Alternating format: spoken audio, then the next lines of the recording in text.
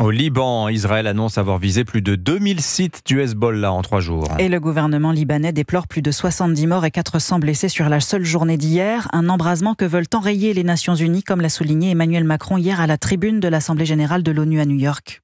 Il ne doit pas, il ne peut pas y avoir de guerre au Liban. C'est pourquoi nous appelons avec force Israël à cesser l'escalade au Liban et le Hezbollah à cesser les tirs vers Israël. Nous appelons avec force tous ceux qui leur en fournissent les moyens à cesser de le faire. Emmanuel Macron et Joe Biden qui demandent un cessez-le-feu immédiat de 21 jours pour donner une chance à la diplomatie. Proposition soutenue ce matin par plusieurs pays. Bonjour Wilfried de Villers. Bonjour Fanny, bonjour à tous. Envoyé spécial d'Europe 1 en Israël, les Nations Unies appellent à l'apaisement. Mais ce n'est pas du tout le chemin que prennent les choses. Israël envisage d'ailleurs une intervention de ses troupes au sol en territoire libanais.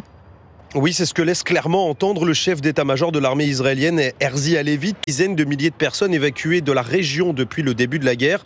Alors pour l'instant, pas d'intervention, du moins pas encore. Selon les États-Unis, une offensive terrestre n'apparaît pour l'instant pas imminente au Liban, mais la possibilité d'un tel scénario est désormais clairement avancée par Israël. Et on le voit ces derniers jours, des mouvements de troupes vers le nord du pays.